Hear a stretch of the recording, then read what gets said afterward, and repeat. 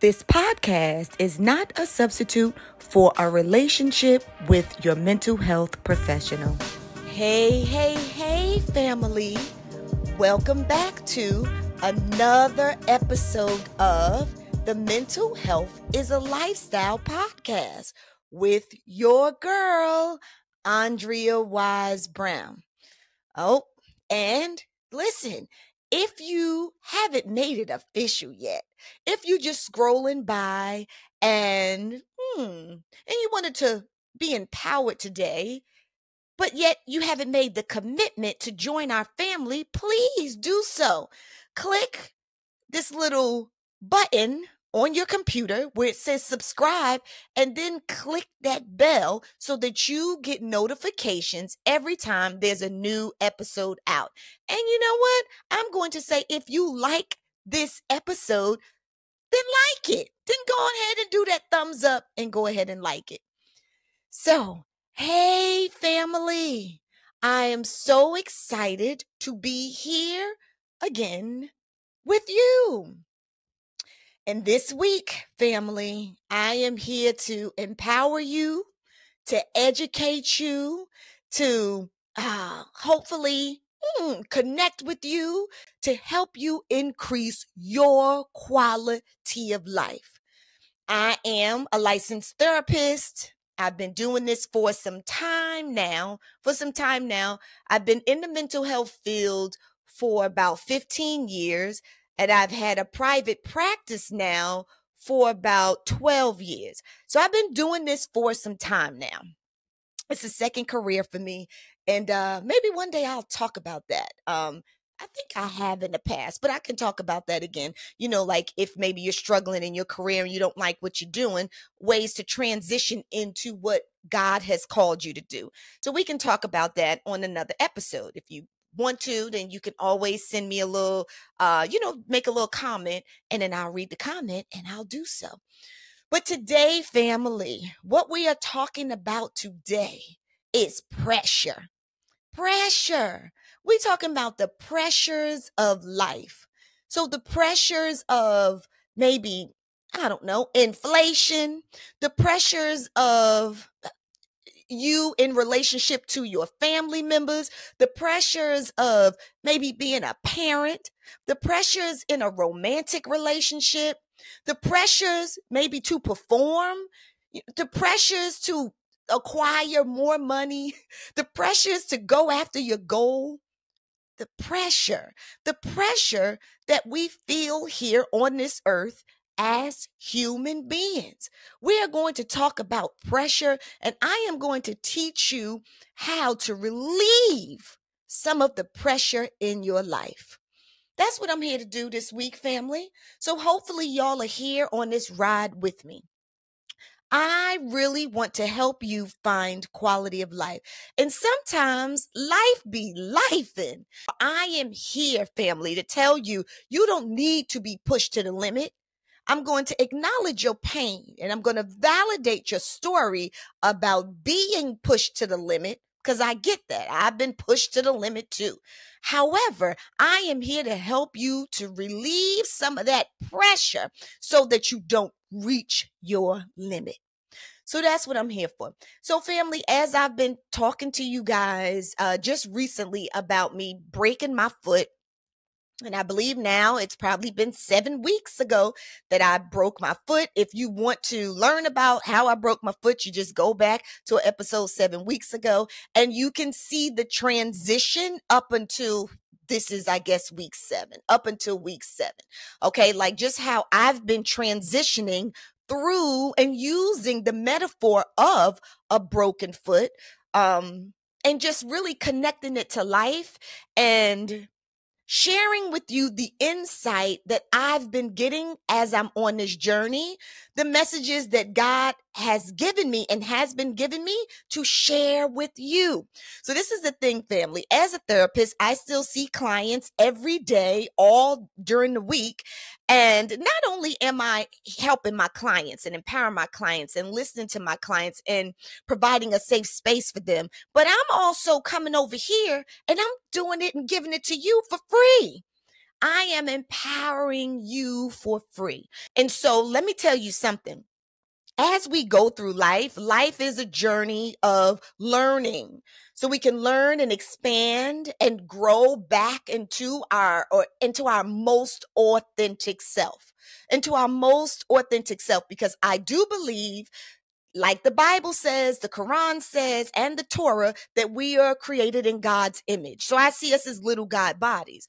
And so I think the journey of life is to pull off all of the trauma that we've experienced in life that took us away from showing up in life as those God bodies. You know, those traumas that created us as insecure beings here on this earth. You know, a lot of times, a lot of us have lost some of our sense of worth, and we will find ourselves in situations where we feel powerless. And when we feel powerless, that raises our anxiety, that can spin us into a deep hole of depression and just rob us from our happiness and our joy in life. Well, I am here to help you on your journey to getting back to your most authentic self, connecting back to that God in you so that you can create more joy in your life, so that you can create more happiness in your life,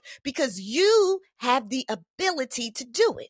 But you just need the steps. You just need the steps. And that's what I am here to do. The last time I went to the doctor for my foot that's broken in two places. And I talked to the doctor about, okay, because now I'm hobbling, y'all, with this boot on. I'm hobbling with the boot on, but I don't have crutches. But if you see me, you know I'm just kind of making it, right? So I got one Herman Monster foot, one Herman Monster shoe, and then I just have a regular, probably sneaker for the most part, or maybe a flip-flop I'll put on the other foot. But, you know, I'm getting tired, y'all, of dragging this heavy Herman Monster boot around with me. Number one, I'm getting tired of it. But then number two, I am ready to get back to being myself. I am ready to get back to waking up, walking around in life. I really putting on heels if I want to put on heels, but putting on any kind of shoes that I want to put on and just showing up in the world, dressing up, you know. And when you're walking around with a Herman Monster boot on, it's really difficult to dress up.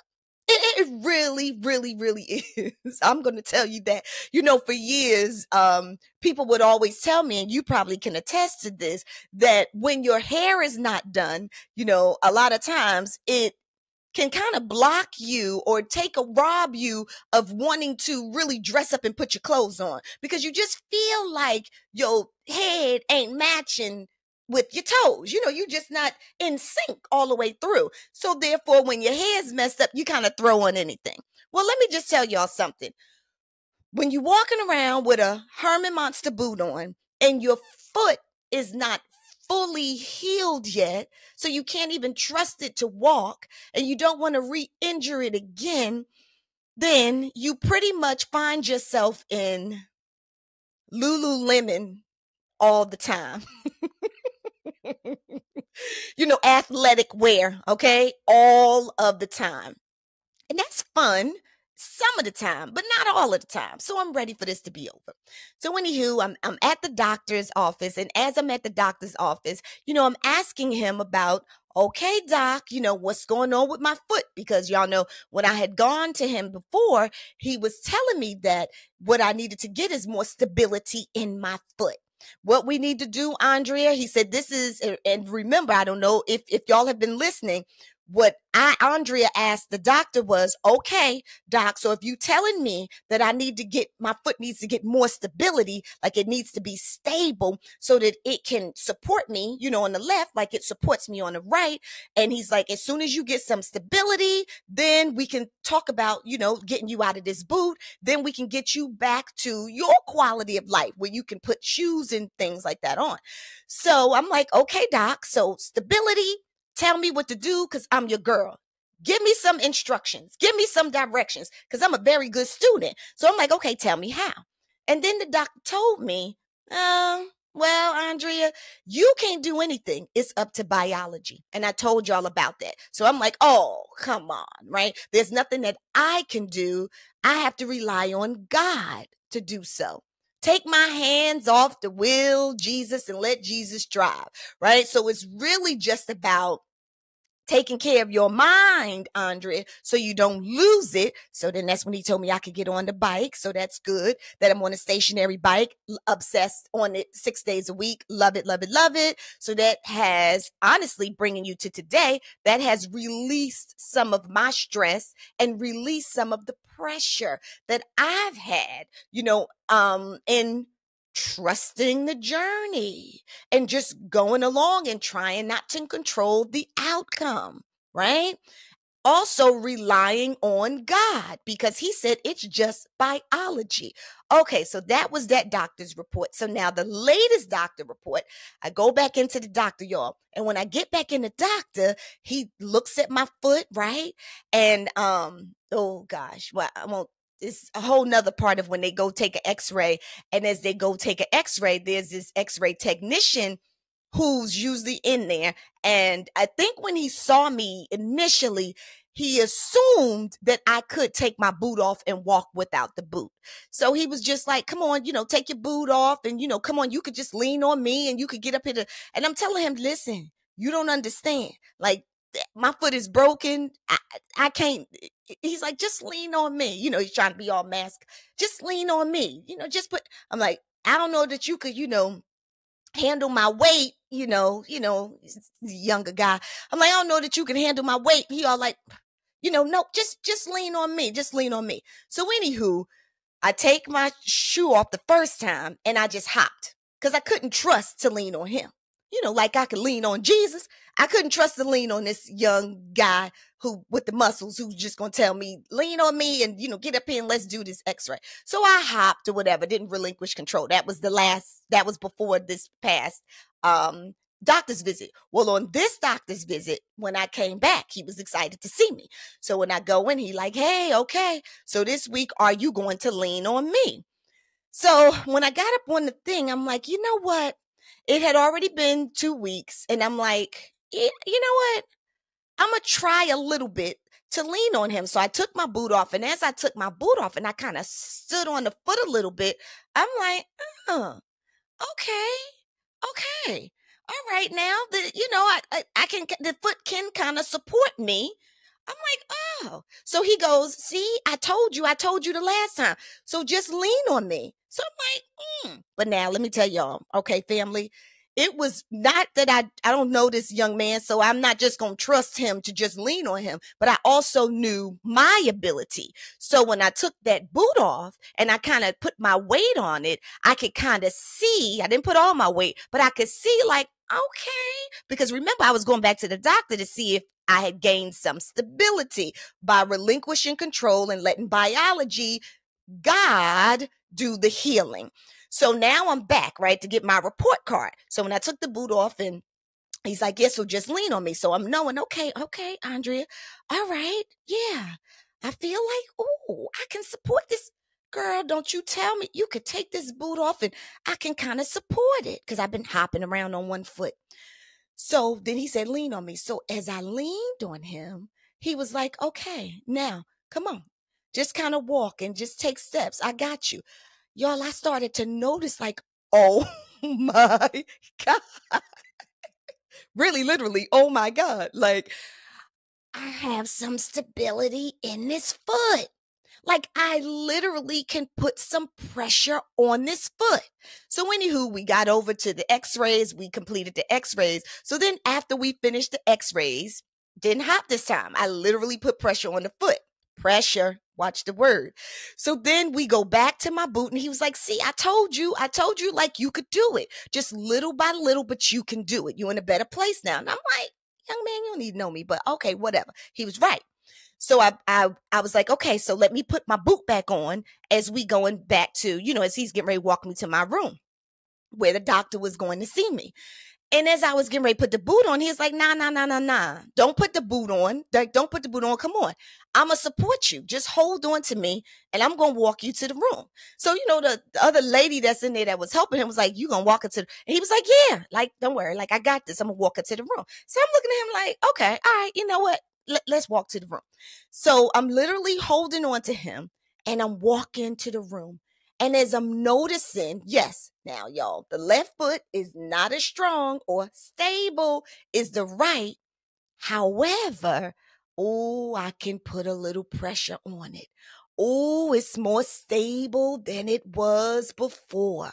Oh my goodness, in my head, I'm like, it's a miracle. It is a miracle. So I'm like literally walking down the hall, but I'm holding on to him. So some of my weight is on him, right? So it's like half weight bearing. So half of my weight is on him, but I'm like walking and I got some of the weight on the foot. Okay, so then I make it to the room and he's like, like you gonna heal, you gonna be better, da.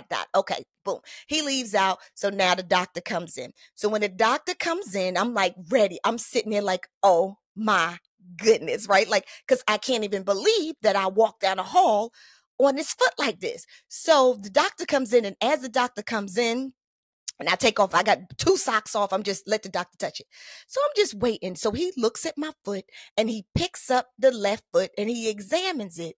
And the first thing he says to me is, wow, it's gained a lot of stability. Look at Jesus. That's all I was thinking right in my head. And I'm not going to lie to y'all. Listen, I'm expressive here and I'm expressive there. So I said to him, look at Jesus.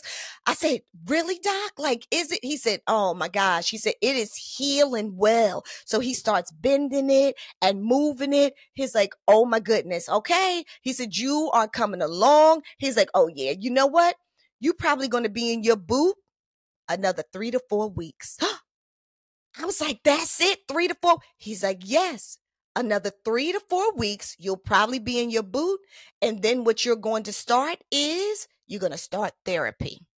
You're going to start physical therapy so that you can, balance yourself, kind of learn how to walk again with shifting both the weight on both feet.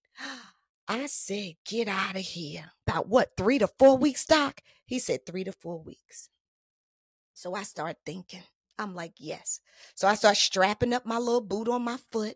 And I'm like, okay, God, just kind of relinquishing control, taking care of my mental health with the bike and, eating well, just doing those things that didn't really affect the foot because it was really what kept my mind healthy and strong while I relinquished control and I gave it to God.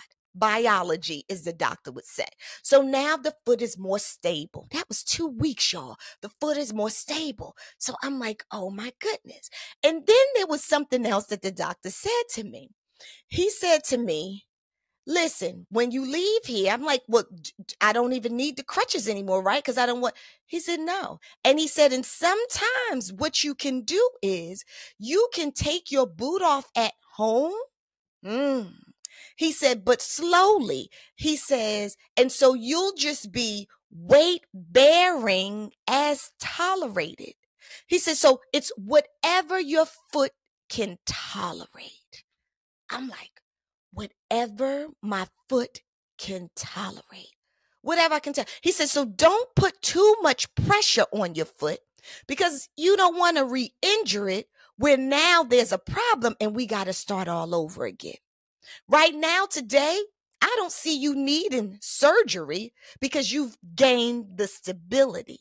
He said, but make sure that the weight that you put on it is as tolerated. He said, because what the goal is now for you to do, to wean from the boot as you regain strength. I'm like, oh, okay. So, doc, you mean to tell me what I just did coming down the hall or coming here before I met, like I can do that at home? He's like, yeah, but slowly, only as tolerated. So don't put too much pressure on your foot. So I'm like, okay, all right. Don't put too much pressure. So I started to think about life in this way, and how as we're in life and we're moving through certain situations, and sometimes we feel so overwhelmed with the pressure, and we're not cognizant of how much pressure and how to release some of that pressure. Release that pressure before we pop, before we really become injured, before we become broken. You understand what I'm saying? Before we break down. How do we relieve the pressure? And are we really aware that the pressure is wearing us down? You know, sometimes you can feel certain pressures in life. And I love it when you can acknowledge and be aware of the pressures that you're feeling in life. So like I said, pressures from parenting, pressures from friendships, failed friendships, pressures from, your family system, maybe your mom, your dad, your siblings, sisters or brothers, pressures from romantic relationships, just the pressure from not having enough money. You know what I'm saying? As inflation continues to go up, pressure to just keep surviving, pressure. As you have the pressure, are you acknowledging that you have this pressure? And are you stopping to take some of the weight off of yourself before you really injure yourself? I just think about a balloon. And a lot of the air that goes in a balloon, there's only a certain amount of pressure that's supposed to go into a balloon before it pops. And we all know what it sounds like for a balloon to pop, especially right next to you. It can rock your nerves, okay? But pop, once it pops, it's no more.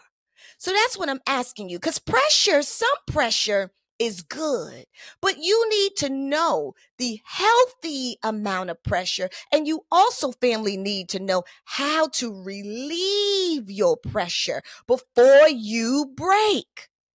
I don't want you to break, because I'm not re-injuring my foot. I'm not re-breaking my foot. The doctor told me as I left out, and I had my new marching orders, no pun intended, but my new marching orders, he said to me, once you start your physical therapy in 4 weeks, I'll see you back in 6 weeks. In 6 weeks. But don't put too much pressure on your foot. Remember, as tolerated. How much pressure? How much pressure? And the fact that he said, the only time that I'll see you back before the 6 weeks is if you put too much pressure and you injure it. If you re-injure your foot and I have to go in and do surgery to fix it, then I'll see you again. But other than that, I'll see you in 6 weeks. Pressure. Family, are you under pressure? Family, are you aware of what's going on in life that's giving you pressure that you haven't yet relieved? Pressure. Because, listen, I want to tell you what to do. Well, I want to tell you what to do when you're in situations when you're feeling overwhelmed with pressure. Hey, family, I have something for you. I'm excited for you to see this, and hopefully you'll taste it. So, this is a protein drink that I love. And guess what? It has only what you need. That's the name of it. OWYN, which stands for only what you need. It is a protein drink with 20 grams of protein. Oh my gosh. But my favorite flavor is dark chocolate. So in the mornings before I go work out, I will drink this protein drink, and it's so good. As I told you, I'm always going to be transparent with you about how I make mental health a lifestyle. And this is a part of how I take care of my mind and my body. All right. And so this is 100% plant-based, 100% gluten-free, and 100% vegan. It has an excellent source of omega-3s. It contains 3 grams of prebiotics. It's a good source of fiber. It has essential amino acids, greens blend, and peas from North America. And I'm going to repeat, it is 100% plant-based, 100% gluten-free, and 100% vegan. Family. And let me just tell you, even sometimes during the afternoon, in between clients, if I get hungry and I feel like I need something, but I can't really sit down for a meal, I will go to the refrigerator and get only what I need. And this is the flavor, but they have so many other flavors. And family, you can get them from everywhere, wherever you shop. So Walmart, Target, Whole Foods, you can find them everywhere. All of the grocery stores, all of the grocery stores. So they have vanilla, okay, vanilla, and it's 20 grams of protein. Cookies and cream, there she is. They also have, if you are into coffee, they have one that's called a cold brew coffee. So if you're into coffee and the taste of coffee, cold brew coffee, and it's still a protein drink with 20 grams of protein. They also have mocha latte, caramel macchiato, and a vanilla latte. So these are the different flavors. Vanilla latte. Okay. And let me tell you this. So all of these that I just told you about, you can find them in the grocery store. But then there's one that you can only get online, and that flavor is strawberry banana. It's only what you need. That's what's in here. Only what you need. So family, don't you ever say that I didn't give you nothing. That I didn't give you nothing. So please go out and try it. I mean, I drink them all the time, and I really do enjoy them because they have only what I need. I want you to ask yourself, what is the story that you're telling yourself about your current situation? What's the story that you're telling yourself? So as I'm just thinking back to another situation that I had in my life. I'll go back to a long time ago. Y'all know I have one biological daughter, and her name is Ayana. She's now 25 years old. She's an attorney. Love her so much, and one of my bestest friends. But when I first had Ayana, for me, I suffered from postpartum depression because I put myself under so much pressure. It was pressure to be a perfect mom. It was pressure to raise a perfect child. It was pressure to be a perfect wife at the time. It was pressure to have a perfect home. A pressure to have a perfect business. Pressure. Now, you may be thinking, well, Andrea, who gave you all of that pressure? And what I'm going to tell you, family, is I put all of that pressure on myself. So what is the story that I was telling myself? That's what I'm giving you these examples of me so you can put yourself in my shoes. If you're feeling a lot of pressure and you're feeling overwhelmed, ask yourself first, what is the story that you are telling yourself about the situation that you're in, about the pressure that you're in? So the story I was telling myself back then was, right, I needed to do all of these things to be a perfect mom. I needed to do, listen, let me just tell y'all, I don't know if you know this, if y'all are parents out there, and y'all probably did this better than me. I'm one of these women. I'm a girl who can be honest and put my stuff on the table, okay? So I will tell you that back then, of course, I hadn't had a baby before. This was my baby, even though I did have a godson. Y'all know I've talked about Jamal before, but his mama raised him. He came to stay with me when he got older for the times that he did come there. But I didn't raise him from a baby where, I may have changed a couple of diapers, but he wasn't with me all the time 24/7. You got me? So it's a difference when you taking care of a baby 24/7. And back then I had the disease for perfection. So I was one of those perfectionists back in the day, and I needed to do everything perfectly. That was the root cause, was the need to be perfect, which also comes from childhood. And it comes from childhood, from being criticized a lot. So when you criticized a lot, when you grow up, you get this thing in your head about performing perfectly, because who wants to be criticized again? Those words, re-injured, nobody wants to be re-injured. So I took on the disease to be perfect. And so when I did have this baby that, this planned little baby, in my head, I needed to do all of these things perfectly. Well, doctors would tell you, say back in the day, or other mothers would tell me back in the day, because my daughter, she had her nights and her mornings, nights and days mixed up. Y'all have heard this before.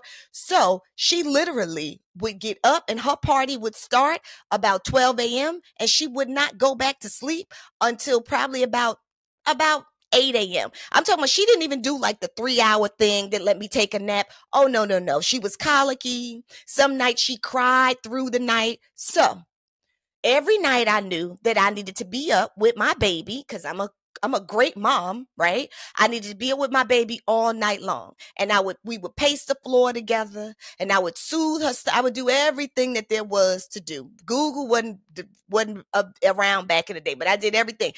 Back in the day, I had this book that was called, oh my gosh, everything that you needed to know about parenting, or something like that. So there was a book. So I read several books and several articles. I've always been that girl to want to know everything. Just give me the facts. Give me the facts. And so I was reading my books about what to do when she's up. So anywho, I would be up with her all night long.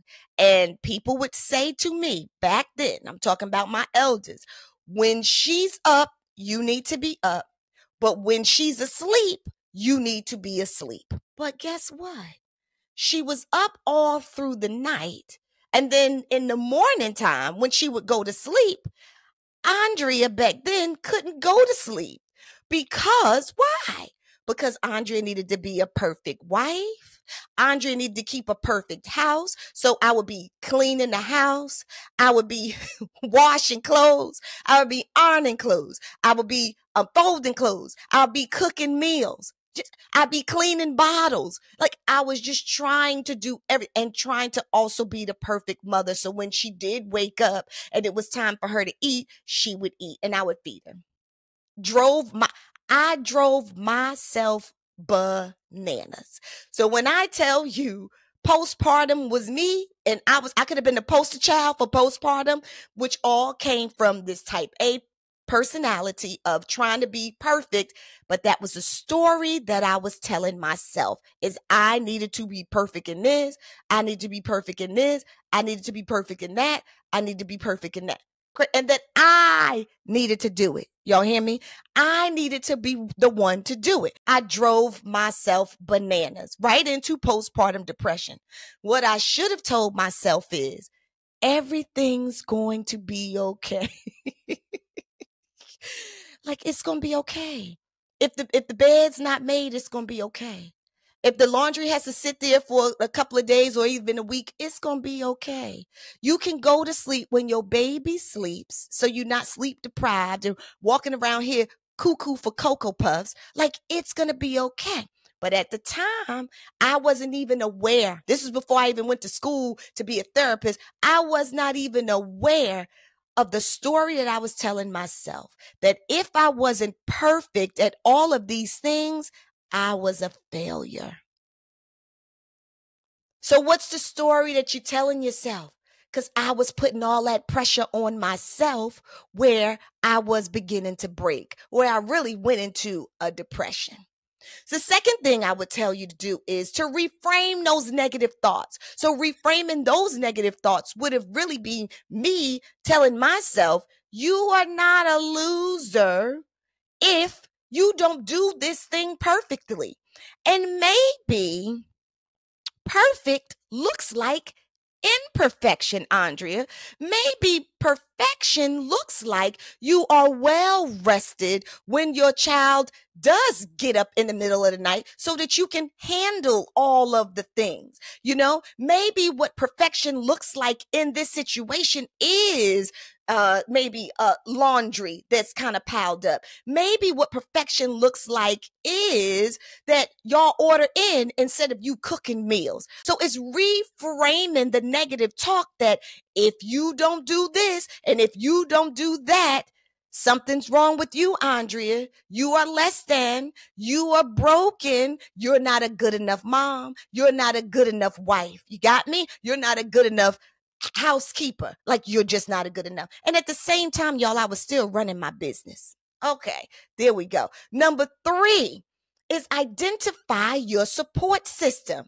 So maybe what perfection could have also looked like is me calling my mom and saying, Mom, please come over here and stay longer. There was a couple of times that my mother did come and stay. But y'all, she stayed for a little bit. She did what she could do. But when it was time for her to leave, I had a cold stone attitude. Like, where you going? Because that was the only time that I could get a good meal, because she would cook a good meal. And that was the only time that I could actually trust to go to sleep. When the baby was up, that was the only time. So maybe what perfection looked like was identifying my support system. Like, Mom, could you stay longer? Or asking my other friends to come over, or other mothers to come over to help me. My support system, even when I tie this back to my foot and my boot, my boot right now is my support system. So it's okay, as the doctor said, I can take my foot outside of the boot and kind of just move around a little bit, just apply a little pressure, just a little bit pressure as tolerated, weight as tolerated, but you don't want to put too much. So still know what your support system is. Still put that boot back on for the next 3 to 4 weeks. Because you need your support system, Andrea. You need your boot for the next 3 to 4 weeks. Don't just give up on your boot because you are regaining strength and you've gotten some stability. We still need your boot. So identify your support system. Don't you let it go. You need your support system to hold you up so that you can continue to increase your strength. You got to wean from the boot as the foot strengthens. Okay.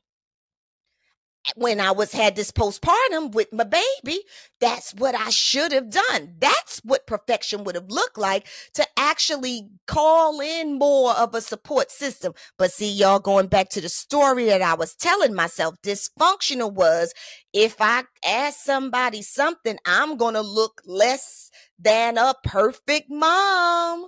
I'm going to, you know what I'm saying? It's going to look like something's wrong with me. Ain't nobody never called me over to rock their baby in the middle of the night. So I don't want to be one of those. So let me just handle the pressure. Let me just take it. Let me just take it. Not really telling anybody what I was going through. But now, honey, now, family, I have learned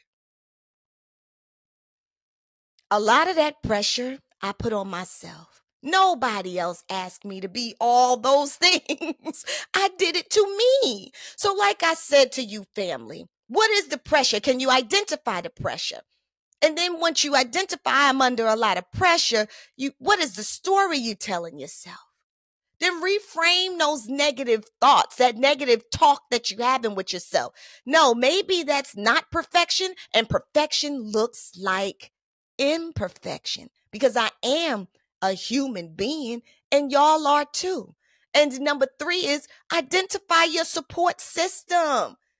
Identify it, use it, lean on your support. When you are feeling pressure, find a way to ask for help. God will give you every single thing that you need.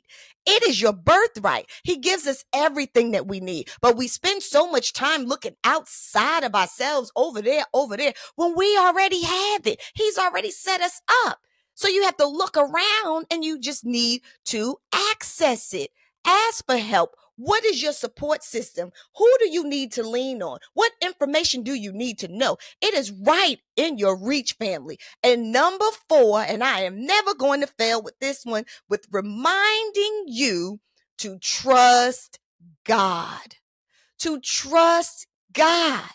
You know, while I was I'm talking about this foot again, when I was in the office and I told you, like he told me, wean from the boot, you know, as my foot strengthens, but don't just come out of it now. You know, I said to him, I sat there and I just sighed, right? I'm like, okay. I'm like, all right, okay. And I said, all right. I said, I'm going to ask you just one more time. I said, I did good with the stability thing. You know, I took my hands off, you know, and he looked at me. I said to him, I said, so this is what I just need to do, right? Is I just need to, you know, wean my foot. Like that's my, you know, are those my orders this week? And you know what he looked at me and said, as he was down low and he had my foot in his hand. He looked up at me and he said, nope, you know what you're going to have to get good at? And I'm like, what? And he said, no, you know what I want you to do? These are your orders. And I'm like, what? And he said, I want you to get good at waiting. With all its pressure? Yes. Get really good at just waiting. At waiting. Your foot is going to heal. Like you are doing everything that you are supposed to do. Everything is happening just as it's supposed to happen. You are healing just the way you're supposed to heal. Andrea, it may not be the way you want to heal, because right now you want to get up and you want to sprint. Like right now you want to get up and you want to go on a hike. You know, you want to get up and you want to hike in the woods. You want to go running in the neighborhood. So that's the way you want to heal. But he said, you're healing right at the pace that you're supposed to heal. Yeah. This is not about you, Andrea, and what you want right now and how you want it. You know, God's plan, most times, y'all, is different than our plan. Because, you know, what's that saying? That you create a plan and then what happens? God will laugh at your plan. But his plan is truly the plan that I trust, because he has the foresight. He can see beyond the woods. He can see way down the line, way down. You know, sometimes you have so much pressure, you feel like you in a tunnel. And sometimes when you get a little bit of hope, you can see a little light. But God sees what's on the other side of the tunnel. So we have to trust him. And I do trust him. But in trusting him, he reminded me, Andrea, get good at waiting. I said, doggone it, Doc. Every time I walk up out of here, I'm like, bling. You keep reminding me. Yeah, relinquish control. The process is the process. The process is the process. Trust the process. Trust God. Get good at waiting with your hands off. Family, sit on your hands. We might need to just sit on our hands. Take your hands off the wheel and get good at waiting for God. Yeah, it's coming. Healing is coming.